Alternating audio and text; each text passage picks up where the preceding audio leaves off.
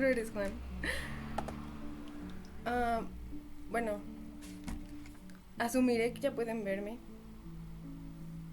pero si lo pueden poner en el chat estaría muy padre. Ah, ok, creo que sí. Yo también ya me estoy viendo. Am,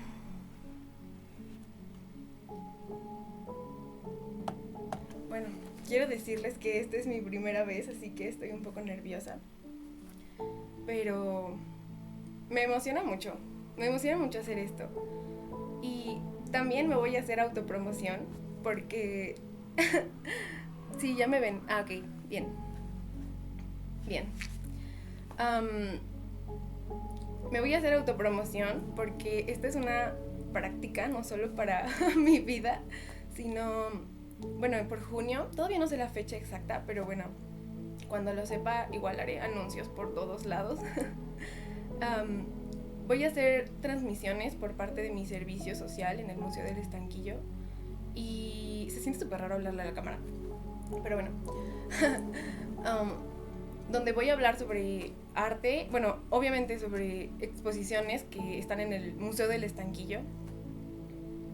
Hola, hola Juan. Ay, te quiero mucho. Em, y bueno, espero que puedan entrar a eso.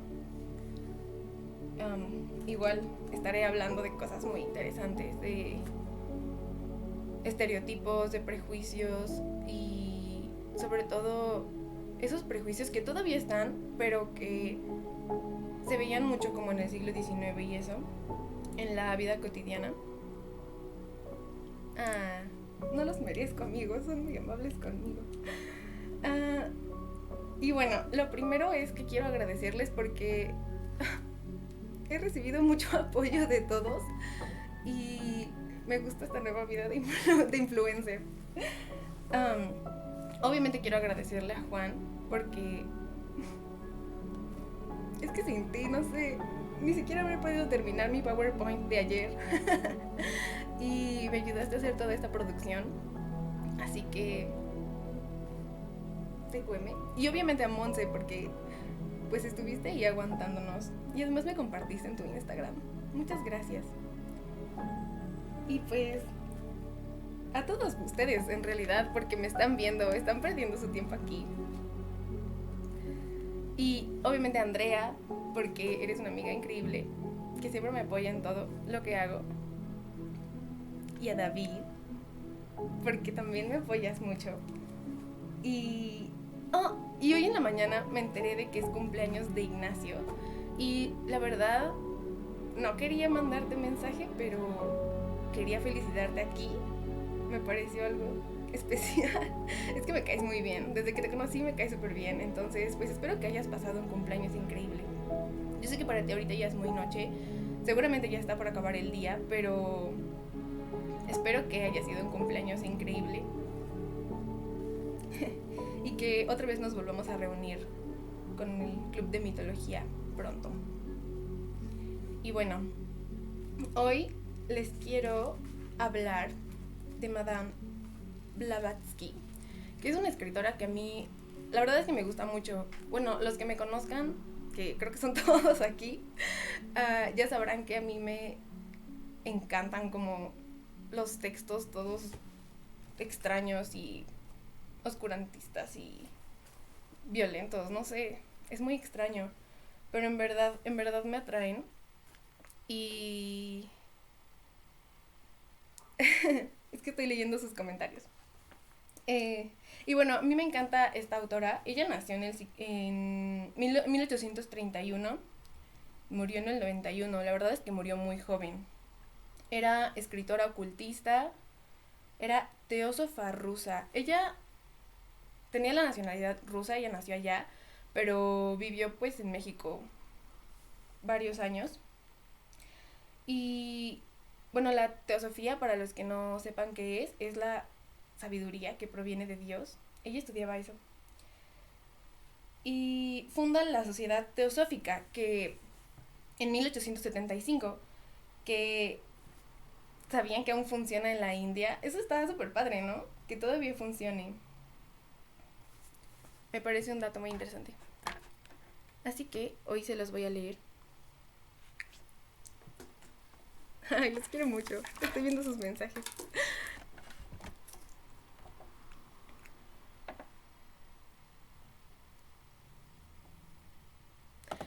También les quería hablar de Kobo Abe, que es un autor que me encanta. Me encanta. Es japonés. Bueno, algunos ya seguramente lo conocen. Los que han estado en la carrera conmigo, pues ya lo he mencionado en algunas clases. Y los que estaban en el club de mitología, pues también ya lo leímos. Porque se los retaqué. Ay, es que es muy bueno. Siempre critica el capitalismo, ¿no lo aman? Pero es que lo hace de una forma tan elegante. Ah, lo amo. Pero no va a dar tiempo porque creo que una hora sería una buena cantidad de tiempo para este stream. Y además leo despacio. Así que...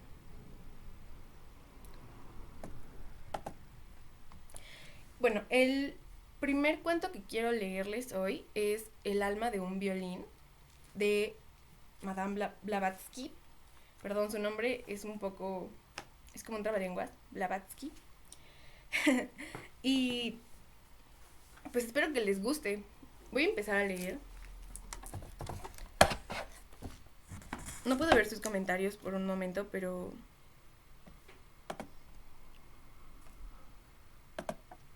Ok. Espero que estén listos. Y quiero que sepan que iba a imprimir las lecturas, pero después pensé que no quería dañar al planeta, así que... así que no lo hice. Ok.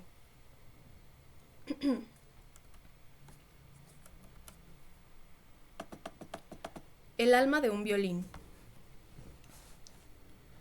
Un anciano alemán, profesor de música, llegó a París cierto día del año 1828, estableciéndose muy modestamente en uno de los barrios más tranquilos de la gran urbe, con uno de sus discípulos.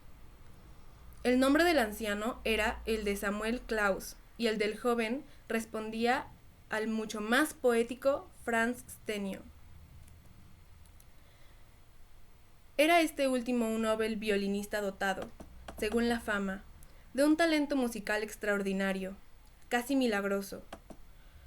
Mas, como era pobre y sin una reputación europea, todavía permaneció varios años desconocido e inapreciado en el seno de la capital de Francia, metrópoli de la siempre caprichosa moda occidental. Franz Stennio había nacido en Steyr y no contaba aún 30 años en los días a que nos vamos a referir. Naturalmente soñador y filósofo, con todas esas rarezas místicas del verdadero hombre de genio, no parecía sino uno de los héroes inquietantes de los cuentos fantásticos de Hoffmann. Sus primeras edades estaban llenas de cosas extraordinarias, excéntricas, increíbles, hasta el punto de que nos vemos precisados hoy a referir su historia brevemente para la mejor inteligencia de este puntual relato. Nació Stennio en el seno de una familia de piadosos labriegos, moradores de una tan apartada como apacible aldeíta en el corazón de los Alpes de Steyr. Y fue criado, según se dice, por los propios gnomos y demás genios del país que velaron solícitos en torno a su cuna. Creció así el niño en ese ambiente mágico de fantasmas, de hadas y de vampiros que tan esencial papel desempeñan en todos los dulces hogares de Steyr, de Esclavonia y demás de Austria Meridional. Educado más tarde como estudiante a la sombra de los antiguos castillos renanos, se diría que el joven Franz había vivido toda su vida hasta entonces en ese emocionante plano llamado de lo sobrenatural. Además, durante algunos años estudió algo de ciencias ocultas, con un gran discípulo de Conrad y de Paracelso, por lo cual era tan diestro en hechicerías de todo género, incluso en ceremonias mágicas y secretos teóricos de la alquimia, como el más ladino de los gitanos húngaros. No obstante todo esto, el joven Franz amaba con delirio la música y sobre todo, y ante todo, a su violín. Así que, a los 22 años de edad, arrinconó por completo sus estudios ocultos y se consagró desde entonces por el entero de su arte, aunque permaneciendo fiel adorador a los dioses griegos, en especial a las musas de Euterpe, en cuyo altar y en el Pan y de Orfeo rendía el más noble culto de admiración con su instrumento, que hubiera ansiado para paragonar la flauta y la lira de estos últimos dioses. Las notas de su Stradivarius le alejaban sublimes de todo cuanto en este bajo mundo no fuesen sus ensueños musicales con ninfas, sirenas y demás paganas diosas de la melodía y de la poesía. Como nube de perfumado incienso, los acentos celestiales de su violín querido subían a la altura, mientras que el joven virtuoso soñaba siempre despierto, viviendo la vida real como a través de un ambiente encantado. Así, aún en su misma aldea, donde solo se respiraba magia y brujería, pasó siempre como un niño, singularísimo, y llegó a ser todo un hombre, sin casi haber tenido juventud. Nunca cautivó al artista una linda cara de muchacha que fuese capaz de arrancarle de sus solitarios estudios. Su violín era todos sus amores. En su compañía única había vivido siempre, sin contar con otro auditorio para sus conciertos musicales que los dioses y diosas de la Grecia clásica de aquellas sierras. Un ininterrumpido ensueño de armonía y de luz. Cuán vívidos, cuán gloriosos, pero cuán inútiles eran estos ensueños perdurables del maravilloso Franz. Él era un héroe de la música como el dios egipcio con su lira o el dios griego con su caramillo, y hasta las diosas del amor y de la belleza dejaban sus excelsas moradas sugestionadas por el arte supremo de las escalas de su violín. «Oh», se decía más de una vez el joven en sus nostalgias de un arte nunca oído, ¿podría yo atraer y encerrar una ninfa del Parnaso en el alma de mi querido violín? ¿Alcanzaría yo a robar algún día ese misterio que se cuenta de los grandes dioses de la música, domesticando con mi canto a las fieras y embelesando a los hombres hasta obligarles también a rendirme culto? Tales venían siendo los ensueños de Franz, ansioso siempre de esas glorias, tan efímeras de la fama entre los hombres. Por desgracia para él, su madre, al enviudar, le llamó a su lado a la aldea, arrancándole de la universidad alemana en la que llevaba ya 2 años. Esta llamada echó por tierra todos los proyectos del joven, a lo menos en lo relativo a su inmediato porvenir, pues que fuera de su aldea y al calar de su casa no contaba con los medios necesarios para satisfacer sus necesidades, por limitadas que ellas fuesen. Para colmo, su madre, que constituía su único amor en la tierra, falleció a poco de haber estrechado entre sus brazos a su amado Benjamín, y aún se dio el caso, no sé por qué, de que las comadres de la aldechuela, esa palabra está rara, ¿no? Bueno, desataron cruelmente sus lenguas respecto de las verdaderas causas determinantes de la muerte de la aldeana, relacionándolas acaso con la estancia de su hijo. La señora viuda de Estenio, en efecto, antes de regresar su Franz, era una mujer alegre, fuerte y joven todavía. Su alma piadosa y temerosa, además, de Dios, que jamás faltó a misa, ni dejó nunca de orar a diario.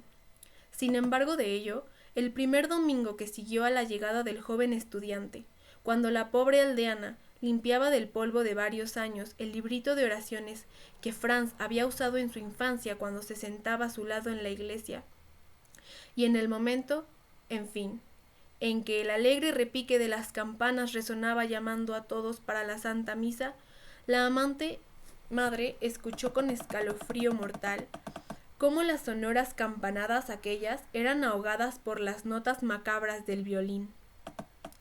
Respondiendo, sarcástico, a la llamada con las salvajes melodías de la danza de las brujas. Le faltó muy poco para desmayarse a la aldeana cuando su hijo querido se negó después rotundamente a ir a misa, añadiendo, impío, que todo el tiempo pasado en la iglesia era tiempo perdido, y que además los ruidosos sones del vetusto órgano le crispaban sus nervios de artista. Para completar aquel cúmulo de enormidades blasfemas y mejor acallar las desesperadas súplicas maternales, la invitó el gran perverso a que escuchase el bellísimo himno al sol que acababa de componer. La buena señora de Estenio perdió desde aquel triste domingo la ordinaria placidez de su espíritu y fue a desahogar sus angustias y remordimientos a los pies del confesor. La respuesta del sacerdote a sus dudas llevó su alma sencilla y lógica al borde de la desesperación, pues de la severidad de aquel no recibió respecto de su hijo sino los más funestos augurios.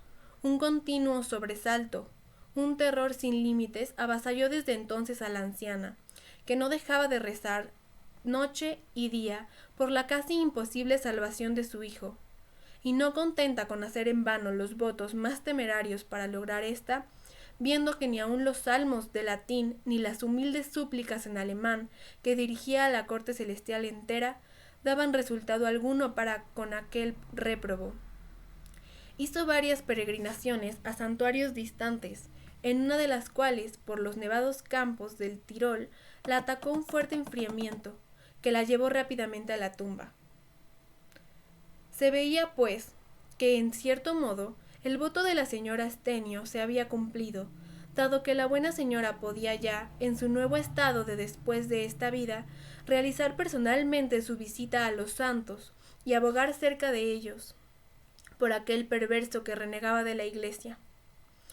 Nuestra Santa Madre, que tenía invencible horror al órgano y que se burlaba de los sacerdotes y de sus confesionarios.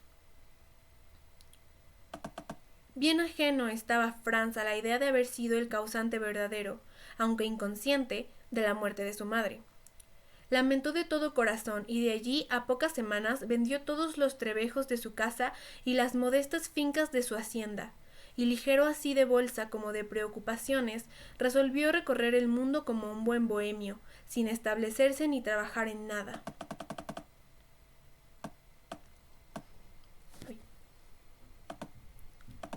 Visitó así el joven Franz Estenio las principales ciudades europeas. Depositada su modesta fortuna en un banco, recorrió a pie Alemania y Austria, pagando con notas de su violín los hospedajes en cuantas hosterías y casas de labor visitaba. Pasando no pocos días de la buena estación entre las verduras de los campos y el augusto silencio de los bosques umbrosos, cara a cara con la naturaleza, soñando siempre con los ojos abiertos y reduciéndolo todo a armonías, a lo Hesíodo o a lo Anacreonte. Ni más ni menos que el alquimista reduce todo a oro.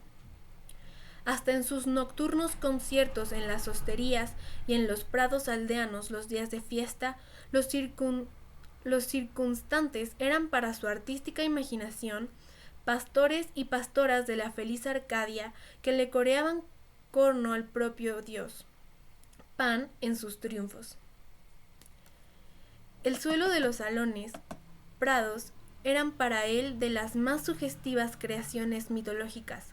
Sacerdotes y sacerdotisas de Terpsícore, aquellos rudos labriegos y aquellas sanotas hijas de la Alemania rural. De mejillas como frescas manzanas, labios de cereza y ojos de cielo, bailando como una danza sagrada bajo las cadencias de un vals. Bajo las cadencias de un vals. Su violín en los momentos solitarios, pasados por su dueño en lo más espeso de la selva de pinos, parecía animar con fuerzas la sagrada magia a los mismos árboles, a las peñas, a los musgos, a todo cuanto nuevo Orfeo le rodeaba embelesado, y se figuraba ver el joven en el delirio de sus musicales ensueños, que hasta las aguas del arroyuelo detenían también su curso para seguir oyéndole. Mientras la cigüeña, el águila o el hubo parecían preguntarle en su lenguaje ignorado: ¿eres tú, Franz Estenio, o el mismo Orfeo revivido?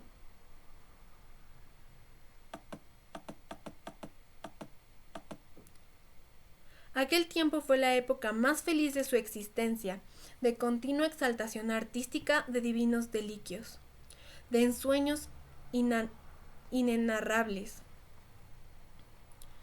En nada afectarán nunca al joven las últimas palabras de su madre agonizante, que murmuran en su oído todos los horrores de una tan próxima como definitiva condenación. Aquello no podía compararse más que a su concepto músico del pagano dominio de Plutón, señor del tétrico reino de las sombras, quien al oír su instrumento le daba la bienvenida a sus estados como un nuevo libertador de otra Eurídice cual la de Orfeo. Una vez más, la rueda de Isión, perdón, es que mi edición está un poco chistosa y hay palabras que no salen completas. Lo siento. Ok. Una vez más, la rueda de Isión, supongamos que dice eso, se había parado ante las mágicas cadencias, dando así un descanso al triste seductor de Juno, y un mentiz a cuantos creyesen eternos los suplicios de los condenados en aquella inabordable mansión, pues que Franz mismo veía a Tántalo olvidarse de su inextinguible sed al beber en aquel torrente de armonías. A Sísifo quedar inmóvil sin sentir ya el peso de su aplastante roca y sonrientes a las propias furias infernales. Vemos, pues, que la mitología clásica era para Franz, como para tantos otros elegidos, el más seguro antídoto contra los terrores y amenazas teológicas. Sobre la vieja y alta mitología fortalecida y espiritualizada por la música. Euterpe, por la mano de su fiel discípulo Franz, triunfaba en fin hasta el infierno mismo. Pero todo acaba pronto, ¡oh dolor!, en este infame mundo, y los ensueños del joven Franz no pudieron sustraerse a tamaña ley. Llegó al fin cierto día a la ciudad en cuya universidad enseñaba Samuel Claus, un viejo profesor de violín. Cuando este santo anciano vio pobre, huérfano y solo a su discípulo favorito, sintió centuplicársele en cariño que hacia el muchacho sentía, y estrechándole contra su noble corazón, le adoptó generoso como hijo. El violinista Claus parecía evocar con su grotesca y horonda persona las románticas tallas medievales, pero, desmintiendo aquellas sus apariencias de trasgo o duende fantástico, gozaba de uno de los más grandes corazones, de un alma, de ternuras femeniles y de una abnegación no inferior a la de cualquiera de los mártires del cristianismo. Al referirle su joven discípulo la historia de los últimos años de su ausencia, el viejo maestro le tomó por la mano y llevándole a su estudio le dijo tan solo: «Abandona la vida errabunda y quédate aquí conmigo. Podrás llorar gloria y dinero. Yo, anciano y sin familia, no seré más que un padre para ti. Vivamos, pues, juntos, olvidando todo lo de este mundo, salvo la gloria que en breve tiempo conquistaremos». No sé ustedes, pero yo, pensé en los discípulos y los maestros de la antigua Grecia. Perdón, soy perversa. Maestro y discípulo acordaron ambos pasar a París, tocando en varias ciudades alemanas del camino. Con ello, el joven Franz olvidó en breve su vida vagabunda. Desechó las nostalgias de su independencia artística, despertándose en cambio su antigua y dormida ambición de lauros y de oro. Contento desde la muerte de su madre, con el aplauso de los dioses moradores de su volcánica fantasía, quería además el aplauso también de los hombres mortales. Bajo la severa enseñanza de Claus, su talento musical nativo ganaba en vigor y en magia cada día, extendiéndose la fama de sus méritos rápidamente por ciudades y villas. Las más geniales mentalidades de varios centros le proclamaron pronto violinista sin rival. El violinista único, con lo cual no hay que añadir que perdieron la cabeza al fin, tanto el maestro como el discípulo.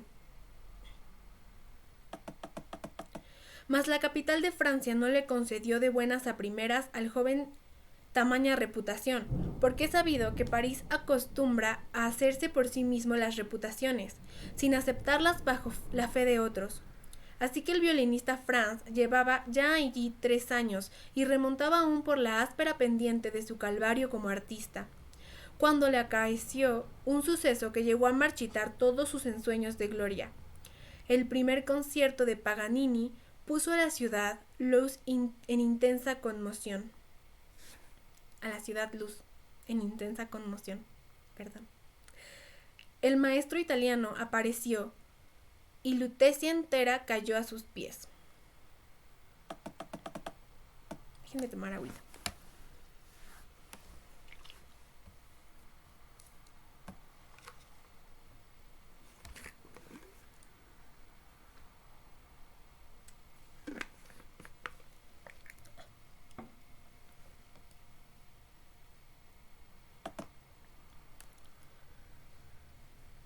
Parte 2. Llegados a este punto de nuestro relato, conviene recordar una superstición medieval que ha subsistido hasta mediados del presente siglo, y es la de atribuir todas las grandezas del genio a que éste mantenía estrecho pacto con el diablo. Todos los artistas, Paganini inclusive, fueron inculpados de semejante pacto. Del gran violinista Tartini, asombro del siglo XVII, se llegó a decir que sus mágicos efectos sobre sus auditorios hechizados se debían no más que a sus tratos con los malignos. Así, su célebre sonata del diablo fue causa de las más terribles leyendas. Ella, conocida también por el ensueño de Tartini, se atribuyó a la directa inspiración del propio Satanás, quien la ejecutó ante Tartini mientras éste dormía. Y el propio músico fue el primer culpable de semejante fama por sus frases imprudentes. Creo que incluso Dross tiene un video sobre esto. Deberían buscarlo, soy fan de Dross. Ok, perdón. De tamañas acusaciones brujescas, no se han escapado tampoco los más célebres cantantes, por los efectos maravillosos logrados con su voz sobre sus auditorios embelesados. La voz sublime de Pasta se atribuía a que su madre, en los 3 últimos meses de su embarazo, había sido arrebatada al cielo, y en medio de su éxtasis había tomado parte en un coro de excelsos serafines. La Malibran debía su voz a Santa Cecilia, patrona de los músicos, según unos, y al mismísimo diablo, según otros, que ya cantaban al oído junto a su cuna para que se durmiese. Por último, el Jubal de Dryden alcanzó el supremo arte de tocar a guisa de violín en una simple concha marina, con cuerdas, arrastrando. Sin embargo, en la enloquecida multitud... Perdón, creo que se escucha a la señora Ropavejera. Ya. Sin embargo, a la enloquecida multitud y haciéndola decir que un ángel del cielo era, y no las cuerdas de la concha, el que producían aquellos sonidos. El avaro violinista italiano de Paganini no podía menos que tener otra leyenda análoga, porque sin ella eran inexplicables sus prodigios. Eran tales, en efecto, las emociones que con su instrumento despertaba en sus auditorios, que se dice que el gran Rossini lloró como una muchacha sentimental alemana al escucharle por primera vez. La princesa Elisa de Luca, hermana de Napoleón I, y a cuyo servicio estuvo algún tiempo como director de su orquesta privada, Paganini no podía oír las primeras notas del músico sin desmayarse al punto.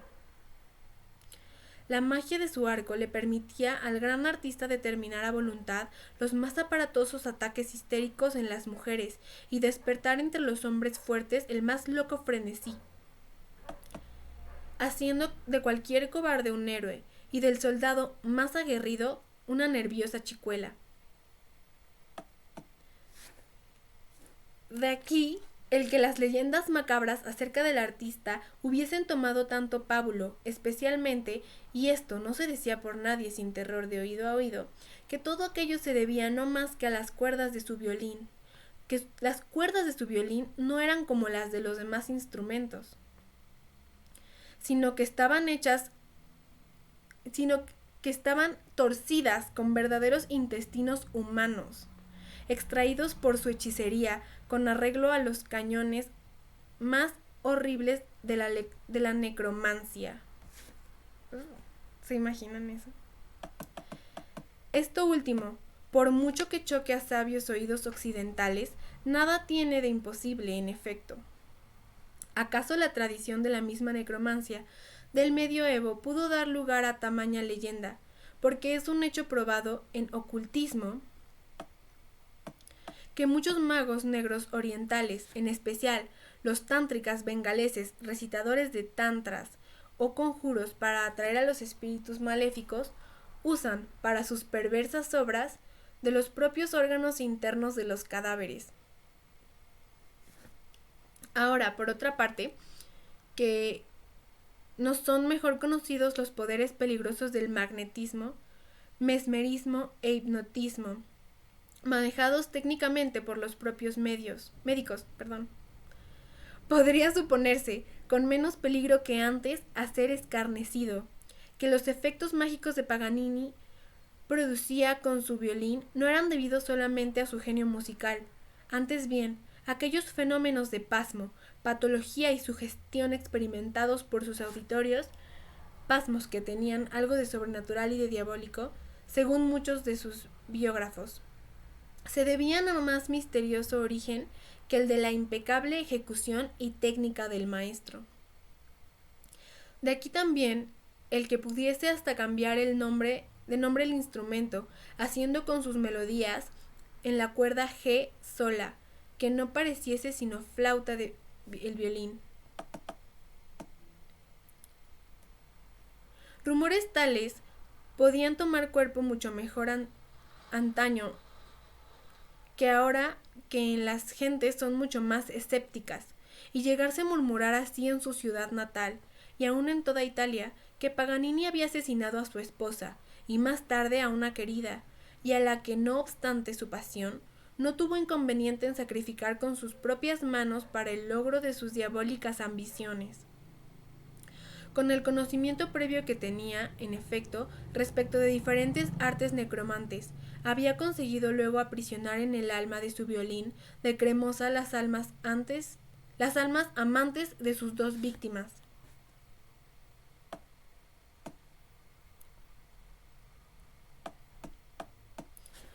Los íntimos de Ernesto Hoffmann, el admirable autor de El Maestro Martín, El tonelero de Nuremberg, El elixir diabólico y otras narraciones místicas y espeluznantes, aseguran que el consejero Crespel de El violín de Cremona estaba basado en el legendario caso de Paganini, pues, según todos saben, el fantástico cuento narra cómo Crespel, el violinista, había encerrado en su violín el alma de una diva famosa, a quien había amado con delirio y aún había incorporado a su instrumento la pura alma de Antonia, su propia hija.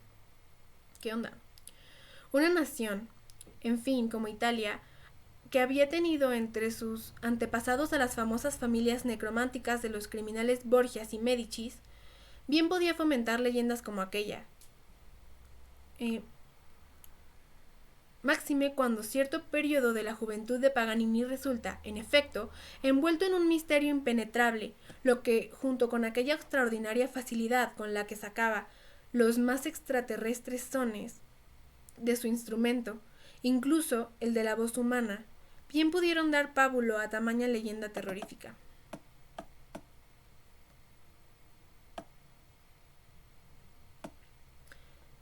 Hasta aquellos días de nuestro cuento, Franz Stenio no había oído hablar de Paganini. En tales tiempos, precursores del vapor y de la electricidad, la prensa casi no existía y era más corto el vuelo de la fama.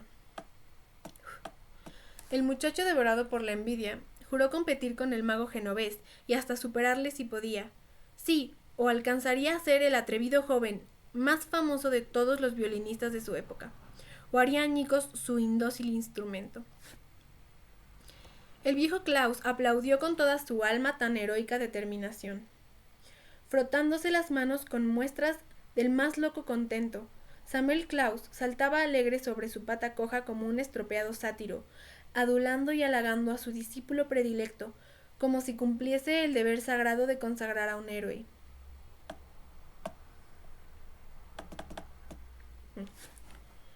Franz era capaz de sufrirlo todo, menos el fracaso.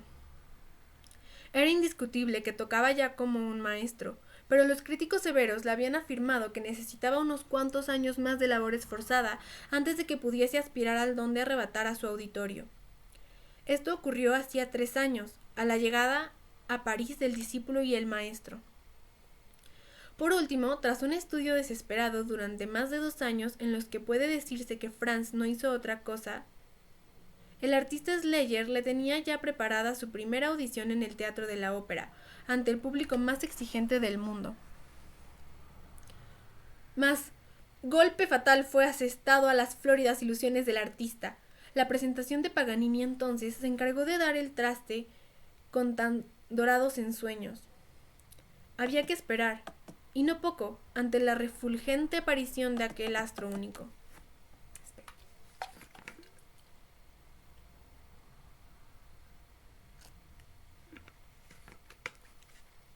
Hace mucho calor aquí.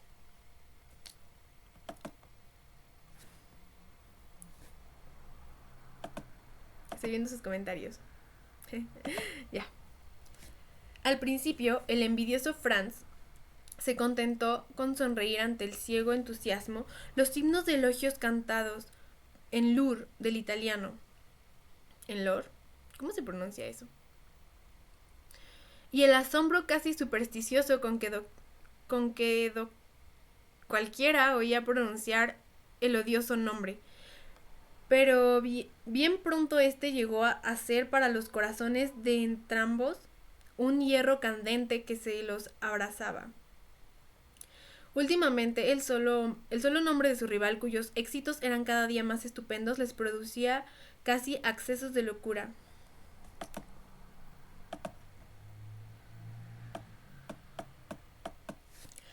Concluyó la primera serie de conciertos sin que ni el viejo ni el joven hubiesen podido oír a Paganini y juzgar por sí mismos.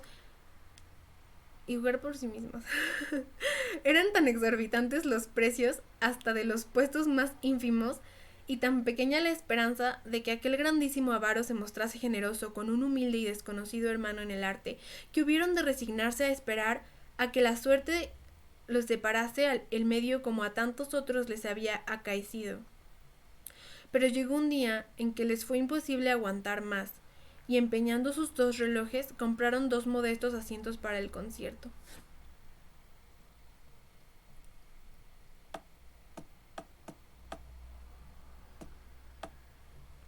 Oigan, creo que nada más va a dar tiempo de leer porque todavía le falta mucho. Y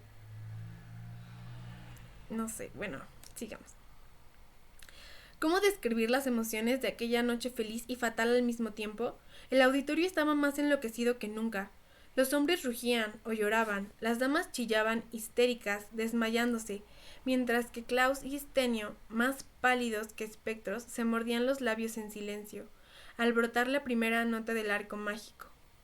De Paganini ambos sintieron un escalofrío sobrenatural, como si la helada mano de la muerte les hubiese tocado el corazón. Su tortura era violenta, sobrehumana, al par que indescriptible su emoción artística.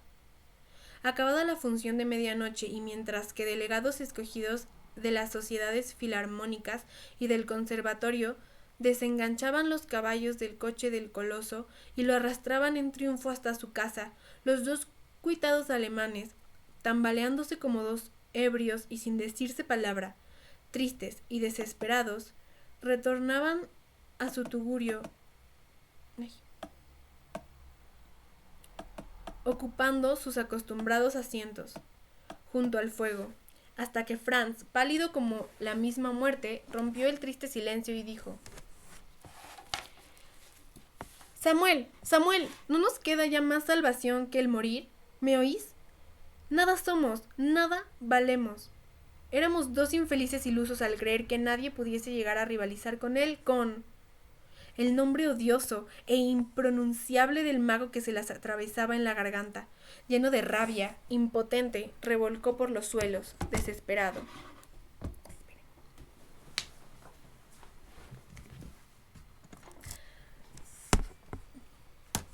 El apergaminado semblante del maestro Samuel se tornó lívido primero y congestionado después. Sus pequeños y grises ojos despedían una singular fosforescencia, inclinándose hacia el oído de su discípulo. Inclinándose hacia el oído de su discípulo, le dijo, con voz entrecortada y cavernosa: Nein, te equivocas. Mi Franz amado, te equivocas.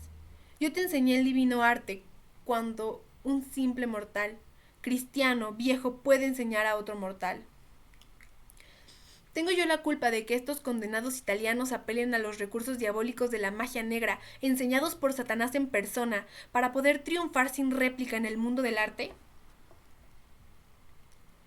Franz, al oír aquello, miró a su maestro de un modo siniestro, echando fuego por sus ojos febriles. Aquella mirada era todo un poema de la desesperación que parecía decir: si así fuese, yo no tendría tampoco inconveniente alguno en venderme en cuerpo y alma al mismísimo diablo. Nada más dijeron sus contraídos labios. Antes bien, apartando el joven la mirada de su maestro, se puso a contemplar como un idiota el mortecino fuego y empezó a soñar. Soñaba, sí, que retornaban como antaño sus incoherentes anhelos, sus ansias, tomadas por realidades en sus años juveniles. Cuando hablaba con los gnomos, con las brujas, con las hadas de la selva, inspirando las más extrahumanas melodías a su instrumento. Las siniestras sombras de Tántalo y de Sísifo resucitando como antaño en las peregrinaciones bohemias del joven. Parecían decirle con inaudita perversidad: ¿qué pueden importarte, tonto, los horrores de un infierno en el que ya no crees? Y aun en el supuesto mismo de que existiese, ¿qué otro sitio puede ser sino el grandioso lugar descrito con épicos colores por los clásicos griegos, no el de los imbéciles fanáticos modernos, es decir, una vasta región llena de sombras conscientes, entre las cuales podrías acaso gallardearte como un segundo Orfeo? Franz, indudablemente, enloquecía por momentos. Ya sus ojos, inyectados en sangre, miraban de un modo excesivamente singular a su maestro. Luego, al verse sorprendido, eludía la mirada bondadosa del pobre viejo. Samuel comprendía, en efecto, el estado mental de su discípulo e hizo cuanto podía por sacarle de él, pero todo fue en vano. Franz, hijo mío, le decía, te aseguro, sí, que el funesto arte de ese italiano no es natural. No, ni debido al estudio ni al genio, ni adquirido, repito, por las vías ordinarias que siguen los demás mortales. Deja de mirarme así, de ese modo tan inquietante, porque lo que te digo no es ya un secreto para nadie. Escucha y comprenderás. Y haciendo un esfuerzo como para rechazar una sombra de miedo, continuó. ¿Sabes bien lo que se susurraba acerca de la muerte de Tartini, el de la danza de las brujas? Pues que murió un sábado, a altas horas de la noche, estrangulado por su mismo demonio familiar, quien antes le diese el secreto de aquel de dotar de la voz humana a su violín, encerrando en el alma del instrumento el alma de una infeliz doncella a quien, en efecto, asesinase.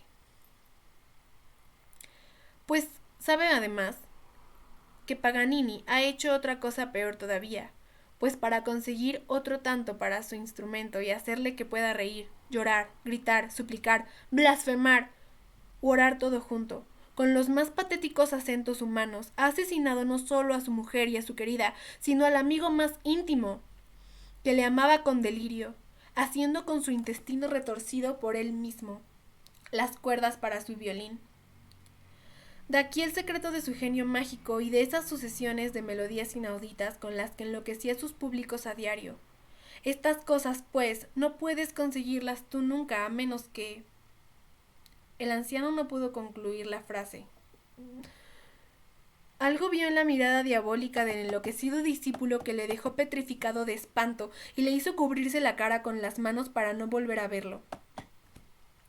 Franz tenía un rictus imponente, satánico. Sus ojos de hiena, su palidez de cadáver, lo decían todo. Con cavernosa voz exclamó dificultosamente al fin: ¿Pero habláis seriamente? ¿Qué duda cabe?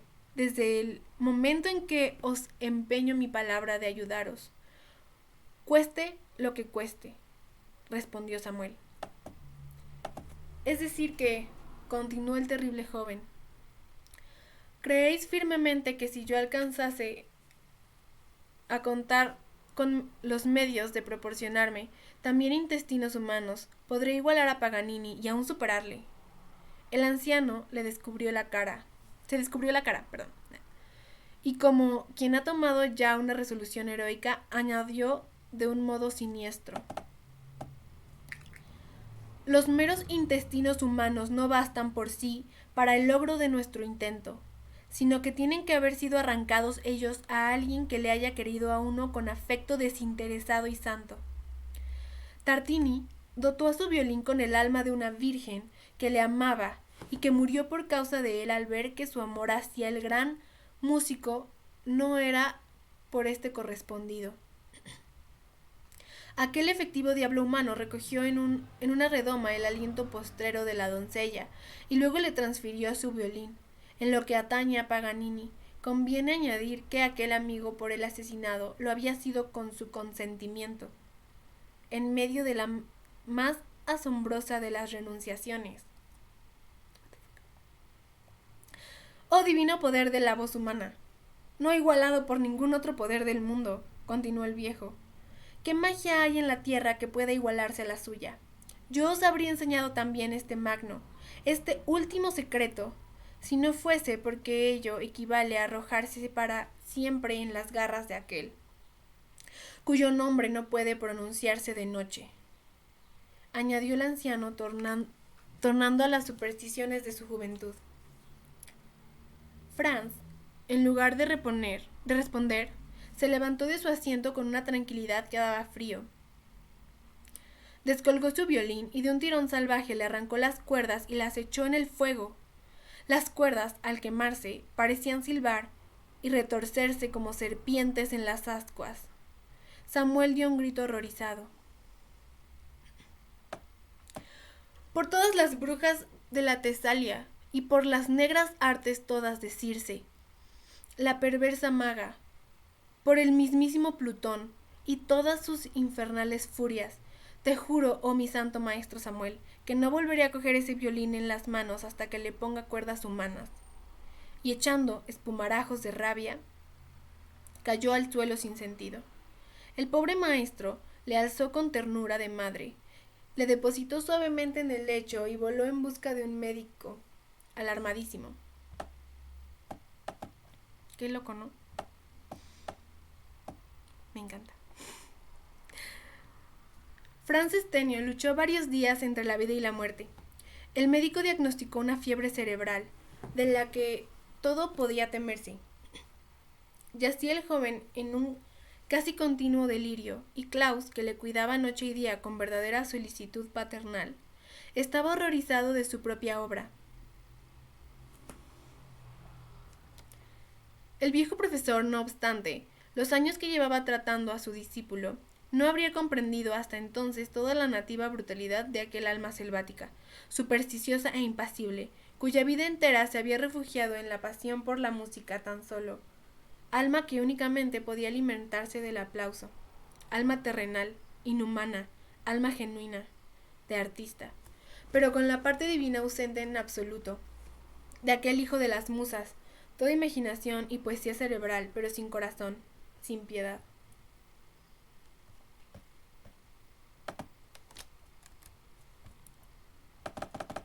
Más de una vez, al seguir el inseguible hilo de aquella delirante fantasía, el buen anciano se creía transportado por vez primera a una región inexplorada, absurda de locura, cual si aquella naturaleza psíquica, encerrada en el débil cuerpo del enfermo, no fuese de esta tierra, sino de algún otro planeta informe o incompleto.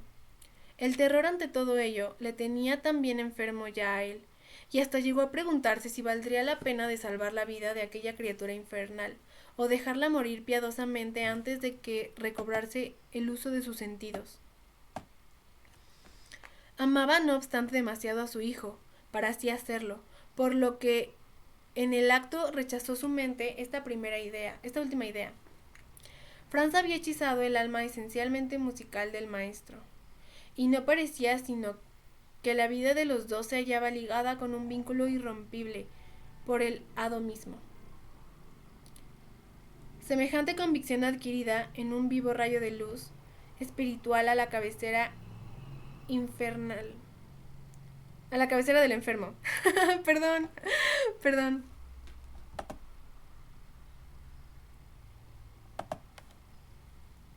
Espiritual a la cabecera del enfermo se decidió al fin, como si fuese una revelación, a salvar al muchacho, aun cuando fuese a costa de su ya gastada e inútil vida. Era aquel séptimo día de enfermedad. La crisis de la mañana fue la más terrible de cuantas habían asaltado hasta entonces al joven, quien llevaba ya 24 horas sin cesar de disparatar ni de cerrar los ojos, y describiendo con macabra minuciosidad sus detalles más nimios. Espectros espantosos, sombras siniestras de crimen, flotaban en sarta inacabable en los hábitos aquellos. Sarta, cuyos personajes eran puntualmente nombrados y designados por el enfermo, como si se tratase de antiguos conocidos. Se creía un nuevo Sísifo, atado al peñasco del Cáucaso, con los 4 fragmentos de intestino transformados en otras tantas cuerdas de violín. Un río Styx, no de negras aguas, sino de roja sangre, corría a sus pies de condenado eterno, y añadía enloquecido: ¿Deseas, oh infeliz anciano, saber cómo se llama esta roca de mi Cáucaso? Pues se llama Samuel Klaus, pobre aquel viejo que me enseñó a tocar el violín. Oh sí, yo solo la causa de tu desgracia, hijo mío, le contestaba este llorando y cogiéndole las manos con desesperación. Yo mismo, al tratar de consolarte, te he matado imprudentemente, pues te he herido de muerte a tu imaginación al informarte acerca de las negras artes de Paganini. ¡Ja, ja, ja, ja! Replicaba el enfermo con horrorísima carcajada satánica. Pobre viejo chocho, ¿qué es lo que me dices? Tu carne es deleznable. Yo la cortaría así.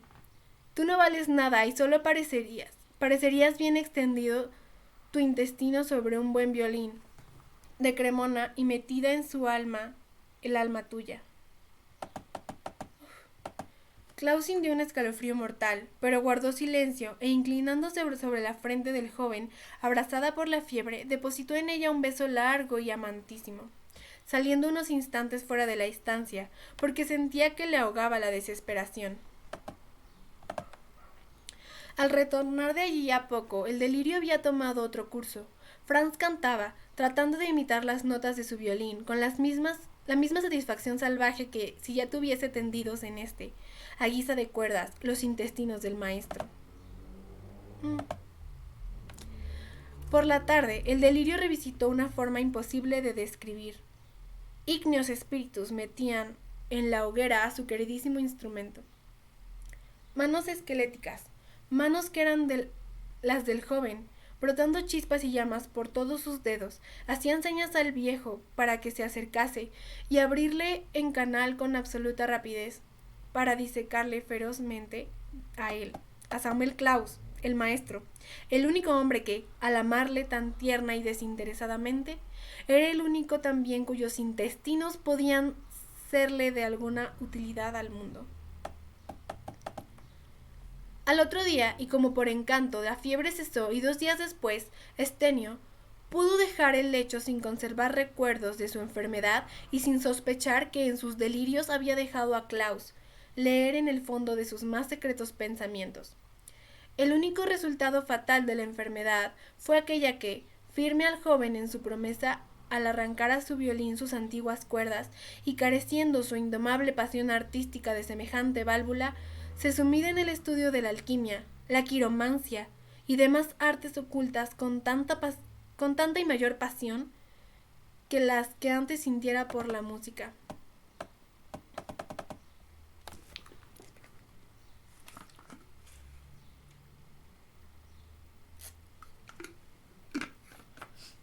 Oigan, ayer me lo dijeron y yo dije que no iba a pasar, pero denme un segundo. Voy a tener que hacer una pequeña pausa. No me tardo.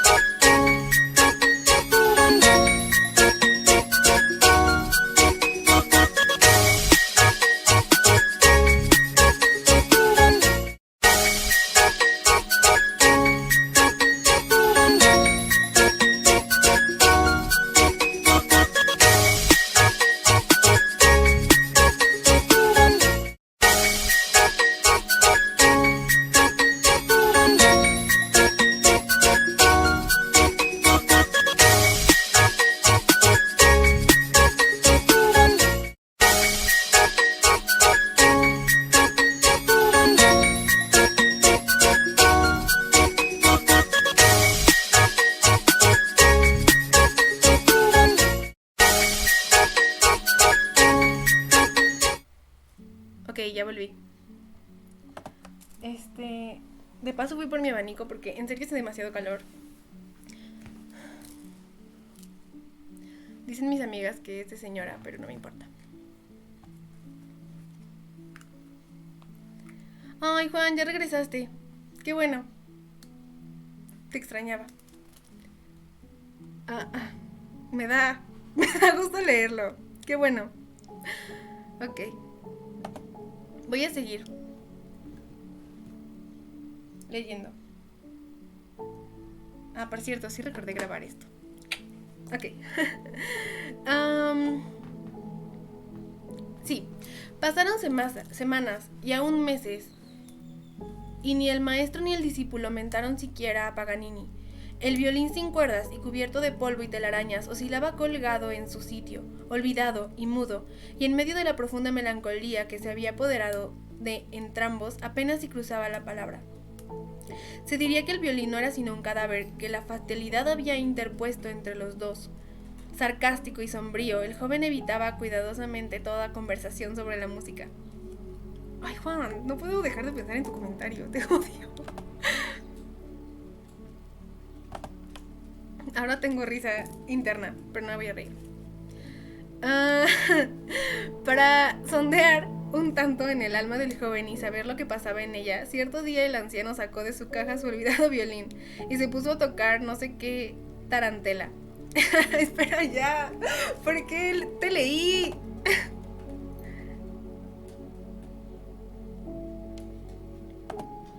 Ya.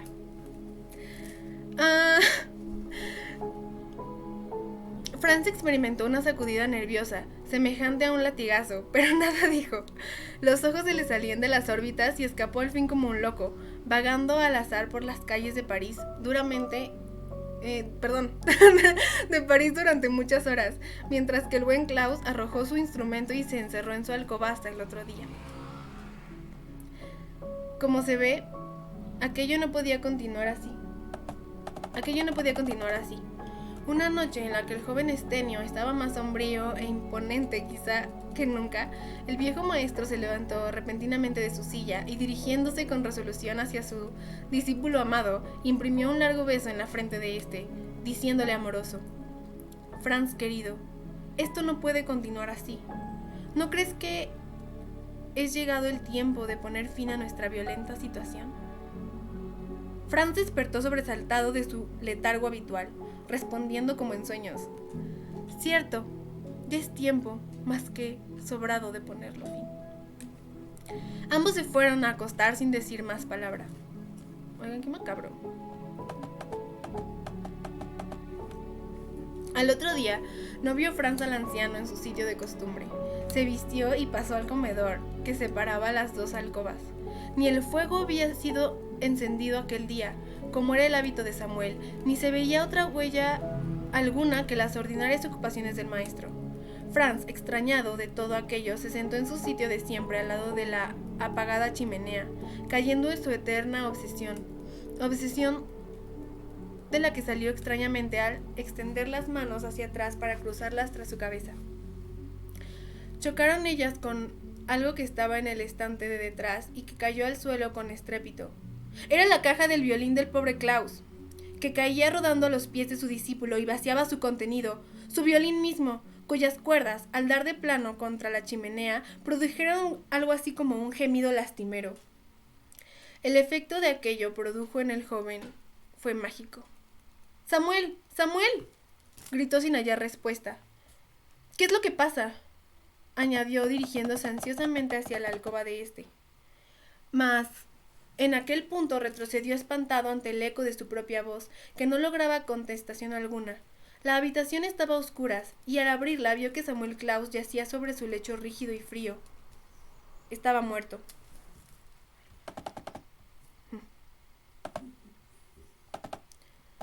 El choque fue terrible. La loca ambición del artista fanático no dejó ni lugar casi al primer impulso de afecto hacia aquel amado muerto a quien tanto debía. Iba, pues, a obrar en el acto, como era de temerse, cuando su vista perturbada se fijó en un escrito dirigido a él que decía: Franz, hijo querido, cuando leas esta, tu viejo maestro, tu amigo, habrá hecho ya el mayor sacrificio que por el logro de tu ideal de fama y riqueza podía. El que te amó tanto, él ya aquí frío e inerte, ya sabes que te corresponde hacer. Fuera necias preocupaciones. Yo, libre y espontáneamente, te he ofrendado mi cuerpo, en holocausto de tu fama futura, y realizarías la más negra de las ingratitudes si, por timidez o cobardía, hicieses inútil este sacrificio mío. Cuando tu amado violín se vea con sus nuevas cuerdas, y estas cuerdas sean una parte de mi propio ser, aquel se verá ya investido del mismo secreto mágico del célebre Paganini. En ellas, en mis cuerdas, encontrarás siempre lo que quieras, los ecos de mi voz, mis gemidos, mis cantos de amor y de bienvenida, los acentos todos patéticos, en fin, de mi inmenso amor hacia ti. Así, pues, mi Franz idolatrado, nada temas, nada vaciles. Coge triunfalmente tu instrumento y lánzate al mundo siguiendo los pasos de aquel que sembró la desesperación y la desgracia en la senda de nuestras ilusiones. Preséntate altanero en cuantos lugares él se presente a los públicos. Búrlate de él y rétale al más gallardo de los desafíos. Entonces alcanzarás a comprender y a oír, oh Franz querido, cuán potentes son siempre las notas de todo amor desinteresado. Y en la última caricia de aquellas cuerdas te acordarás de que son el cuerpo y el alma de tu abnegado maestro que, por última vez, te abraza y te bendice. Samuel.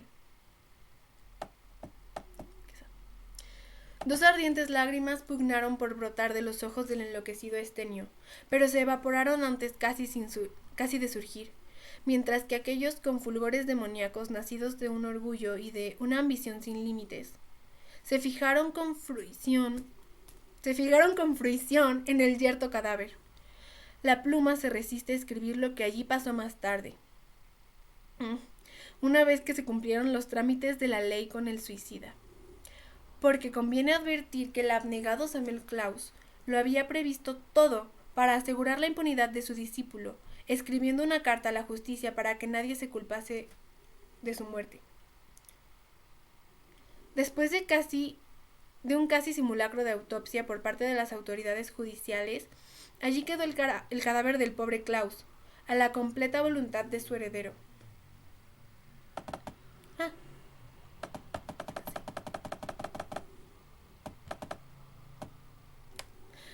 No habían transcurrido bien 15 días, después de la desgracia, cuando ya estaba el violín de Franz descolgado de su sitio, desempolvado, limpio y con sus 4 flamantes cuerdas nuevas.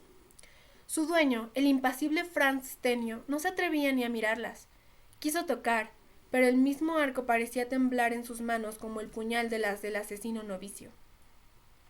Resolvió entonces no tocar hasta el memorable día aquel en que había de rivalizar al odiado Paganini, y aún superarle sin duda. Por entonces, el estupendo artista no se encontraba ya en París, sino que recorría triunfal las ciudades flamencas de Bélgica. Ok, va a empezar la parte 5. Creo... no falta demasiado. Les iba a preguntar si querían una segunda parte, pero creo que no vale la pena.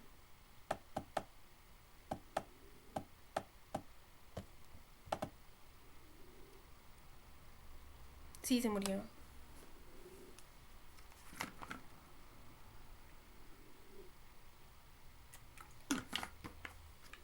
En serio los amo por estar escuchándome. Gracias. Espero que les esté gustando.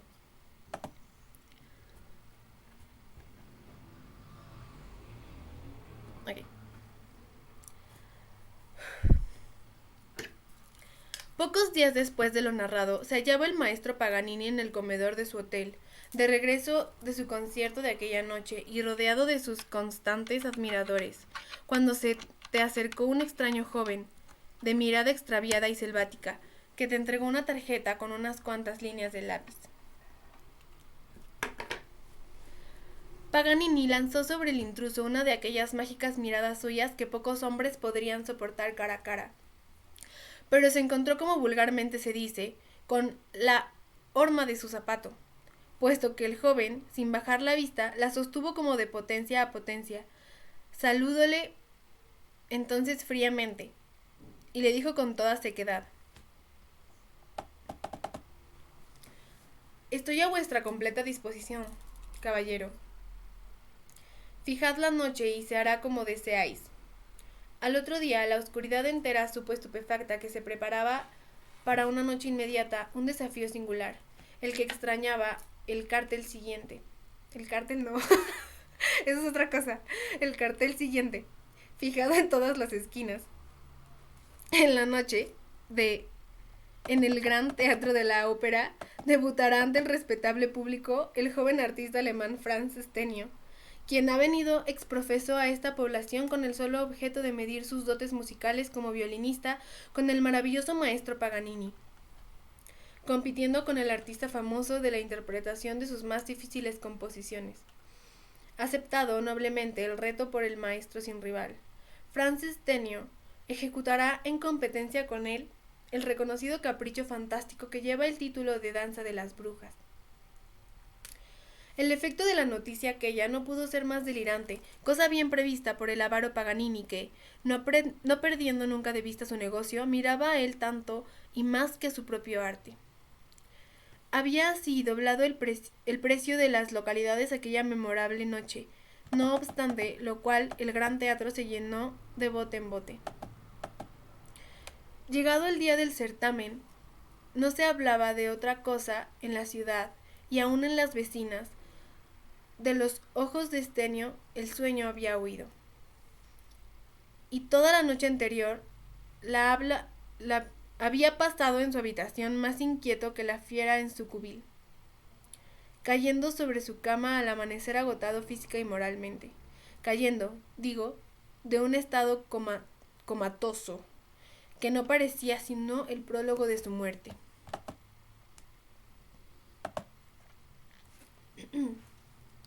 Entonces tuvo esta macabra pesadilla, que parecía realidad más bien que ensueño.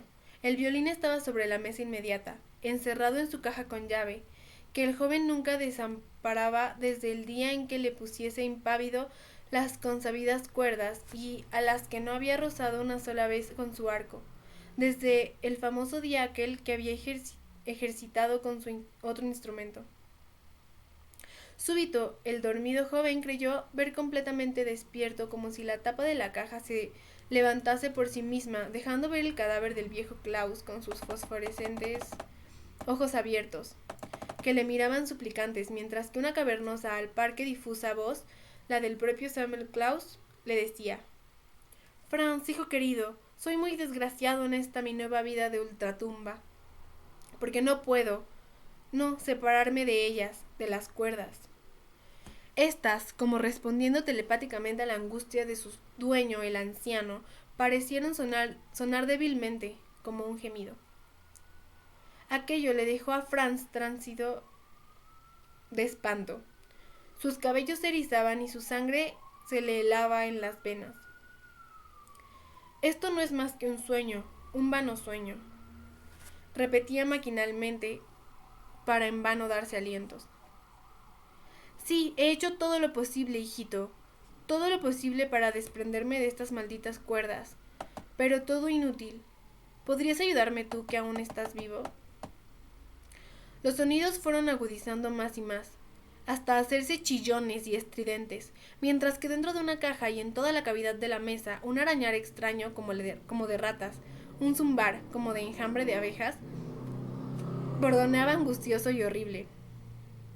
Aquellos ruidos le eran bien familiares al miserable Franz, pues que los había observado a menudo desde la tarde en que había operado el macabro despojo para colocarle como pedestal de su loca ambición, pero hasta entonces había logrado persuadirse, mejor o peor, de que se trataba de una alucinación.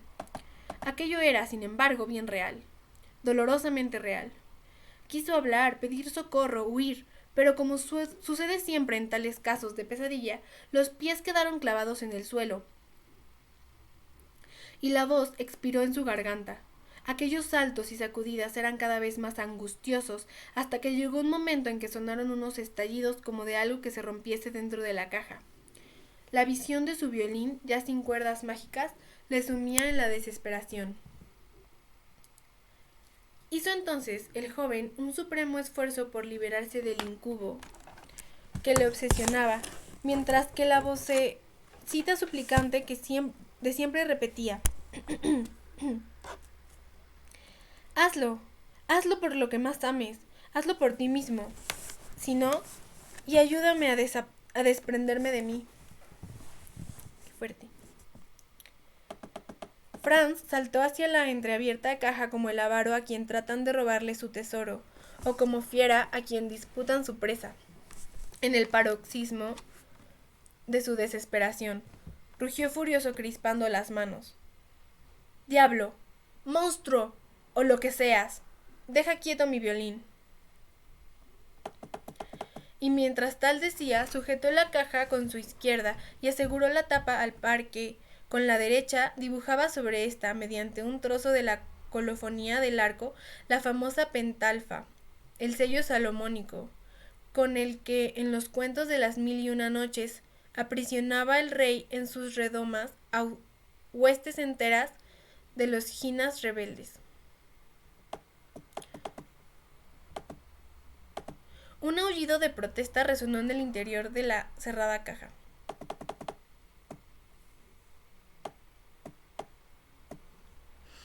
Eres un perverso ingrato, mi amado Franz, sin embargo te perdono tu insolencia, por lo mismo que te amo. Sábete bien, no obstante, que no puedes encerrarme. ¡Mira!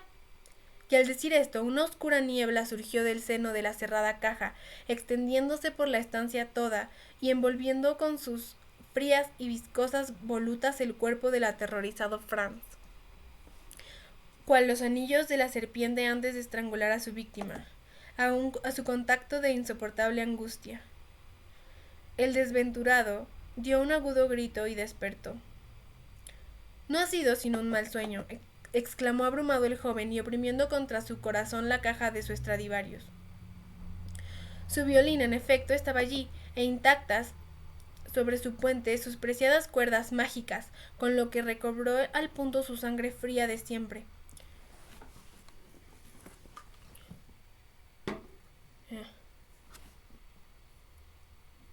Limpió seguidamente y con esmero el instrumento, dio resina a las cerdas del arco, puso en tensión las cuerdas, templándolas, y hasta llegó a ensayar las primeras notas de las brujas, primero con miedo y luego con denodados bríos. Aquellas primeras notas de la obra, insultantes y altivas cual himno de combate, al par que dulces y majestuosas cual arpegios de serafines, revelaron al hábil Franz una nueva y gigantesca potencia en su arco.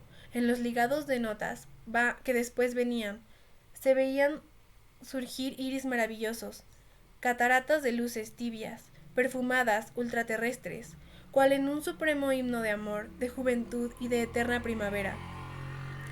Aquellas armonías nunca oídas parecían poder hacer que los ríos detuviesen su curso, que las montañas se trasladasen de sitio y hasta que los poderes del infierno inexorable se enterneciesen de piedad.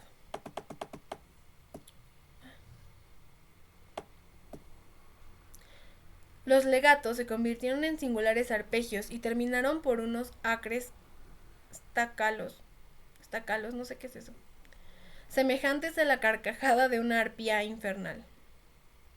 De nuevo asaltaron entonces a Franz los terrores astrales de la pesadilla.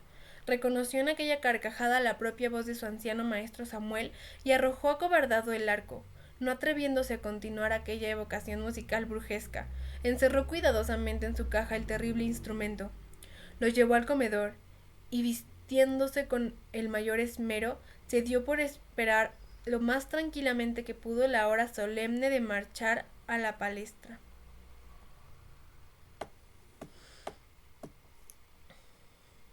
Qué loco. 6. Esa es la parte 6 y es la parte final.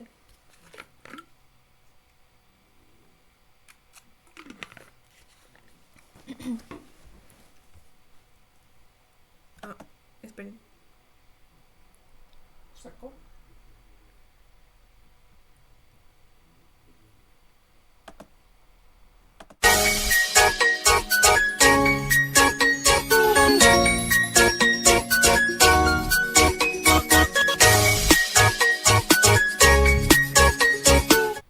Perdón.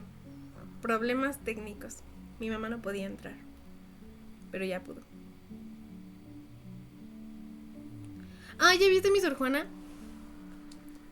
No es cholo, es feminista. Y aquí está Judy. No, no es Judy. ¿O sí es Judy? No sé, pero me la regaló Carol. Está bien bonita. Yo la amo. Bueno, disculpen por esta pausa.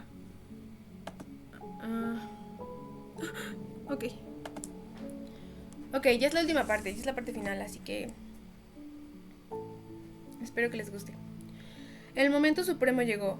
Franz Stenio se hallaba en su puesto, tranquilo y sonriente. El teatro estaba lleno de bote en bote y mucha gente había quedado fuera, pretendiendo entrar por dinero o por favor.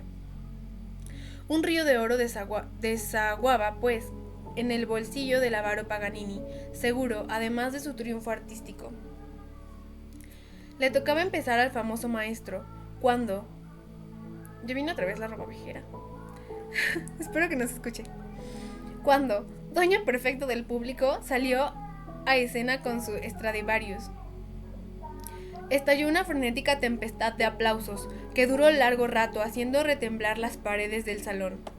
En medio del más religioso silencio, preludió sus célebres variaciones de La Bruja, ininterrumpidas por mal contenidos bravos. Al acabarlas, de un modo prodigioso, aquello fue el delirio de entusiasmo, haciendo creer al joven Stenio durante largo rato que su turno no le llegaría nunca, o que el público, creyendo insuperable la ejecución que acababa de oír, ni se prestaría a escucharle siquiera. Por fin, el maestro, abrumado por tantos lauros, pudo retirarse del escenario, pero no sin tropezar su desdeñosa mirada triunfal con la serena y retadora del joven Franz, que se disponía para su faena. La frialdad más glacial acogió las primeras notas de Stenio, sin que el presagio de tan mal comienzo le desconcertase lo más mínimo. Pálido, erguido, sereno, con la más despreciativa sonrisa en sus delgados labios, continuó, sin embargo, impasible y seguro de sí mismo. Al avanzar las notas del preludio, una extraña reacción se operó en el público, sin aquella hábil factura musical. Era la misma de Paganini. Se dijeron pronto todos, pero era algo más también, sin disputa. No pocos llegaron a pensar que jamás había mostrado tan extraordinaria originalidad el artista italiano, ni aun en sus momentos más sublimes. Las cuerdas aquellas, pisadas por los largos y enérgicos dedos del joven Estenio, vibraban, temblaban sobrehumanas, cual los intestinos aún palpitantes de la víctima, bajo el escalpelo del disector. Gimiendo en extraña melodía, corno el lamento angélico de un niño moribundo.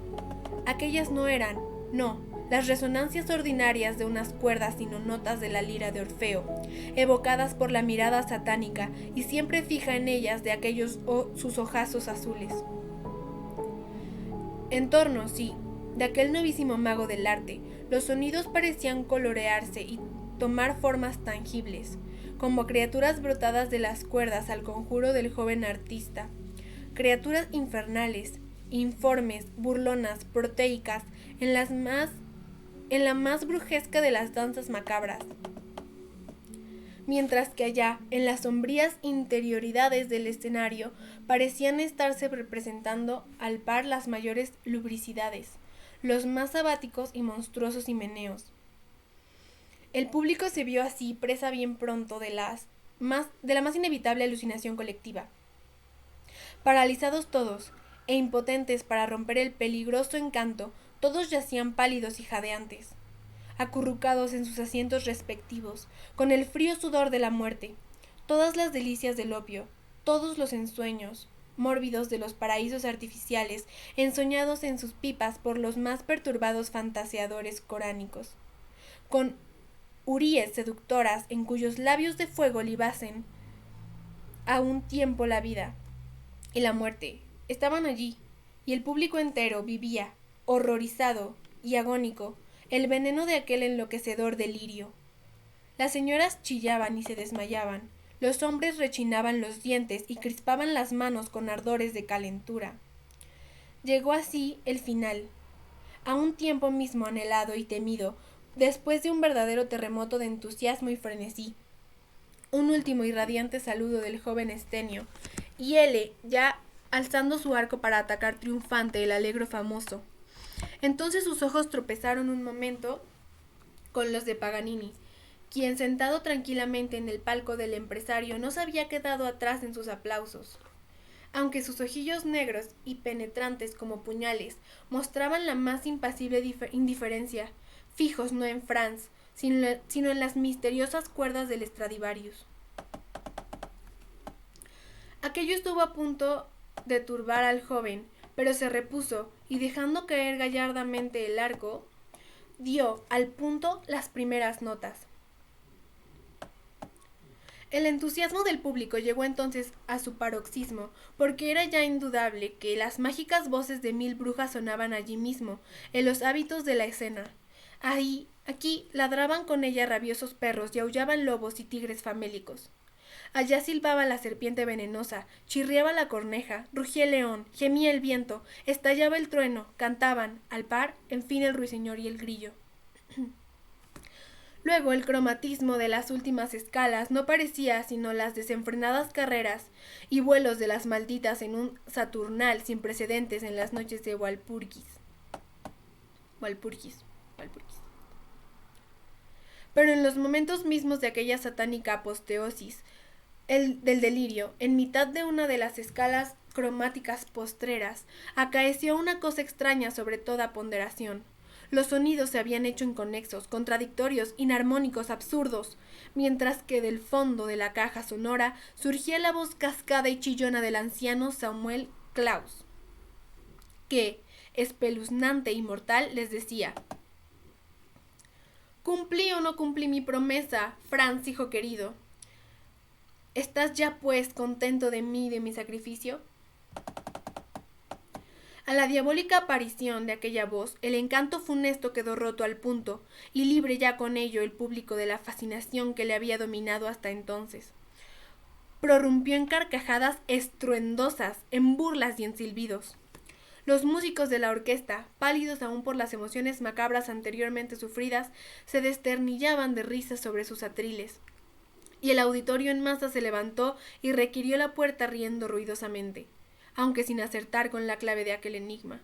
Más bien, pronto hubo de quedarse petrificado todo aquel agitado mar de butacas y palcos, porque todos los circunstantes percibieron algo que les heló de espanto. Las hermosas facciones juveniles de Franz Tenio cambiaron y envejecieron en un segundo. Su gallardo cuerpo se encorvó al instante como bajo el peso de los años. Los más sensitivos fueron más allá aún, en sus vivencias, puesto que, surgiendo del cuerpo de Franz, como un vapor giratorio y opalino, pronto vieron formarse una blanca nube que se contorneó un derredor de esta otra forma más amplia y amenazadora, la del viejo maestro Samuel Claus, gruñona y grotesca, con el vientre sangrando y con los intestinos tendidos sobre la caja del violín, mientras con frenético movimiento ya de un condenado eterno, Franz rascaba y rascaba con su arco sobre aquellas cuerdas humanas, como esas figuras malditas talladas en los románicos capiteles del medioevo. El pánico fue general. Cada cual ganó enloquecido la puerta exterior como mejor pudo, aterrados por los estallidos consecutivos como 4 grandes truenos de las cuerdas fatídicas, que se arrancaban con violencia de la pontezuela del maldito violín. Los pocos que acudieron a la escena para socorrer al desdichado artista le hallaron con el violín hecho pedazos y con las cuerdas enrolladas en su cuello, como serpientes vengadoras que le acababan de ahogar. Cuando la gente de fuera se hubo informado del desgraciado fin de Franz Tenio, sin dejar para pagar su entierro ni la cuenta de su hotel, Nicolás Paganini, aunque avaro siempre y en todo momento, se apresuró a satisfacer ambas por entero y a recoger también hasta las últimas astillas del destrozado violín. ¿Por qué lo haría? Fin. Pues espero que les haya gustado este cuento macabro. Muchas gracias, porque somos 4, pero ustedes 4 me apoyan. Los quiero mucho. Y